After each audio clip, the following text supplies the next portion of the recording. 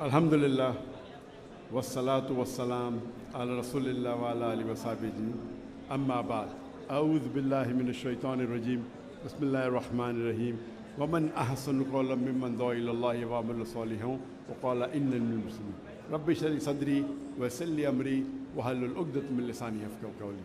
मेरे मोहतरम मशाइख़, मेरे मोहतरम बुज़ुर्गों और मेरे अज़ीज़ भाइयों, अस्सलामु अलैकुम व रहमतुल्लाहि व बरकातुहू।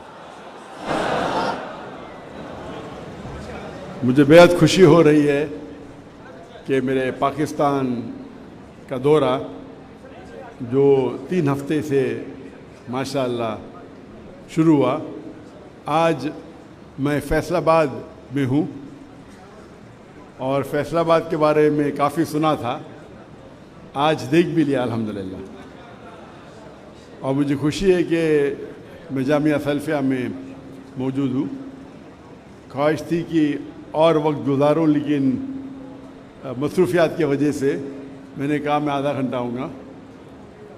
और एक चीज़ हमेशा समझिए कि लोग आज के माशरे में, मैंने जैसे आप जानते होंगे कि मैंने चुना था डॉक्टर बनने के लिए, क्योंकि मैं समझता था, मेरी सोच थी कि डॉक्टर सबसे अच्छा बेहतरीन पेशा है, इंसानों की जो बीमारियां दूर करता है, इंसानों की जान बचाता है।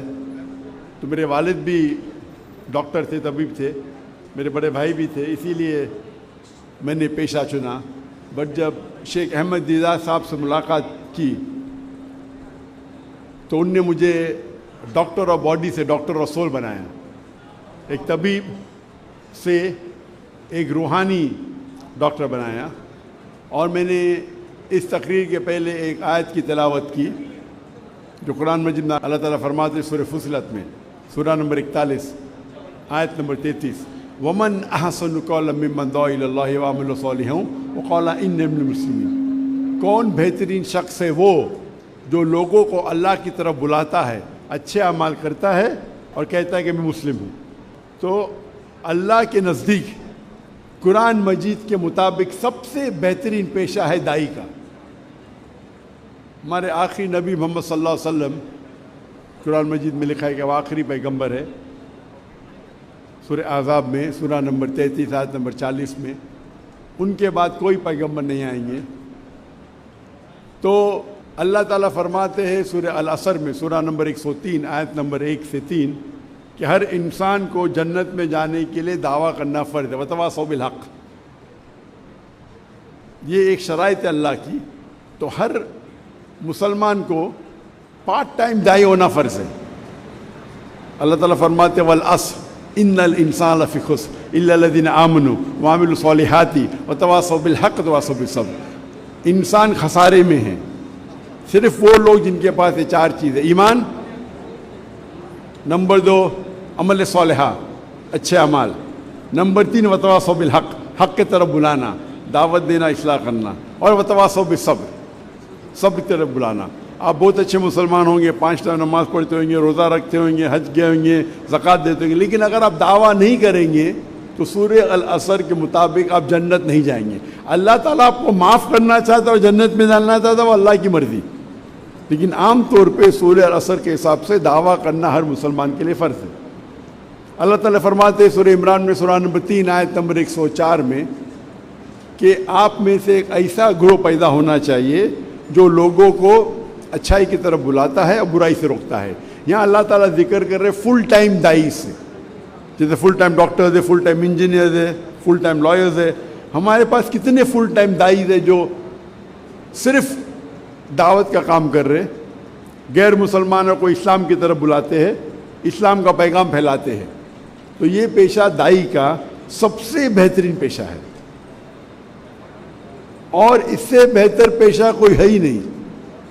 तो जामिया सल्फिया में अल्हम्दुलिल्लाह मुझे खुशी है कि मैं यहाँ आया, आपकी लाइब्रेरी देखा कि माशाअल्लाह इल्म का ज़ख़ीरा आपके पास है, और उम्मीद है कि मुझे इस जामिया सल्फिया से कई दाई निकलेंगे। और ये दुनियाई लोग जो समझते पैसे के पीछे भागना, मेरे हिसाब से वो बहुत, मैं कहूँगा कि वो तिजारत में बहुत कमज़ोर है। کیونکہ اللہ کے رسول فرماتے ہیں کہ 2 رکعت سنت فجر کے پہلے وہ اس دنیا اور دنیا کی دولت سے زیادہ ہے.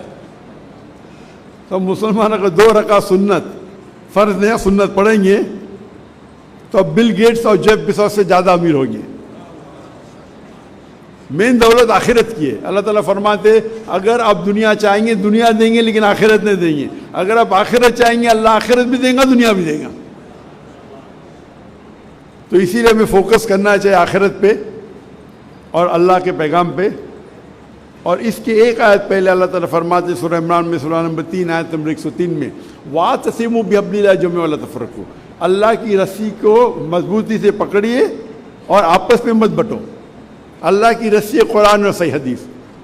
ہم مسلمانوں کو قرآن اور صحیح حدیث پہ عمل کرنا چاہیے, اس کو مضبوطی سے پکڑنا چاہیے اور آپس میں نہیں بٹنا چاہیے, آپس میں تفرق نہیں ہونا چاہیے.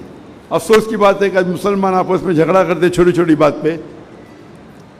ہمیں تحقیق کرنا چاہیے, ہمارے تحقیق پہ اٹل رہنا چاہیے, لیکن ضروری نہیں کہ ہم آپس میں جھگڑا کریں. اور جتنے جھگڑے ہیں وہ افضلیت کے اوپر ہے, حرام حلال پہ نہیں ہے. تو میں کہتا ہوں, اکثر مسلمان کہتے ہیں میں ہی صحیح ہوں, میں کہتا ہوں میں بھی صحیح ہوں. تو یہ اگر ہی اور بھی کا سمجھ آپ کو فرق معلوم پڑے تو اکثر جھگڑے مٹ جائیں گے. ساری جھگڑے نے اکثر جھگڑے. اور اگر ہر مسلمان دعوت دیں گا اللہ کی کتاب کی طرف اور اللہ کے رسول کی صحیح حدیث کی طرف تو اکثر جھگڑے مٹ جائیں گے.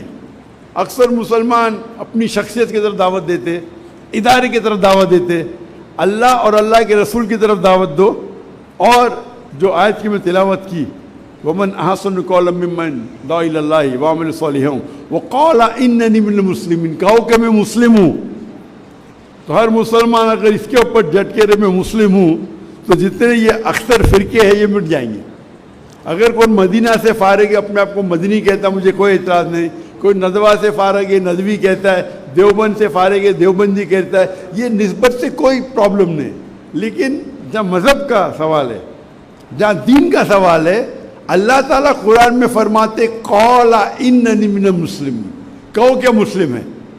اگر یہ سارے مسلمان سمجھ جائیں گے اور مسلمان ایک ہو جائیں گے تو انشاءاللہ ہم پھر سے دنیا کی چوٹی پہ ہوں گے. آج کی تاریخ میں مسلمان کو فٹ بال کی طرح لات مارا جاتا ہے سب جگہ, مسلمان کو نیچا دیکھا جاتا ہے, اور مسلمان کے ساتھ جو سلوک کیا جاتا ہے. اللہ کے رسول کی حدیث ہے کہ ایک وقت آئیں گا جو مسلمان پہ ٹوٹ پڑیں گے تو صحابہ پوچھتے کیا مسلمان اقلیت میں رہیں گے کم رہیں گے؟ تو اللہ کے رسول فرماتے نہیں, وہ تعداد میں بہت زیادہ رہیں گے لیکن جھاگ کی طرح, لائک فروتھ. آج جب مسلمان 2 بلین ہے, 25% سے زیادہ ہے. دنیا میں کبھی بھی اتنی تعداد مسلمانوں کی نہیں تھی, اتنا فیصد تھا ہی نہیں. پھر بھی لوگ ہمیں نیچا دیکھتے, ہمیں فٹ بال کی طرح لات مار رہے. 8ویں اور 9ویں صدی میں مسلمان ٹاپ پہ تھے کیونکہ ہم قرآن و حدیث کے قریب تھے. آج ہم قرآن و حدیث سے دور ہو گئے, اس لیے یہ ہماری حالت ہے. انشاءاللہ ہم قرآن و حدیث پہ پھر سے عمل کرنے لگیں گے تو انشاءاللہ مسلمان پھر سے دنیا کی چوٹی پہ رہیں گے. اس کے ساتھ میں میری چھوٹی سی تقریر کو ختم کرتا ہوں. وآخر دعوانا الحمدللہ رب العالمین.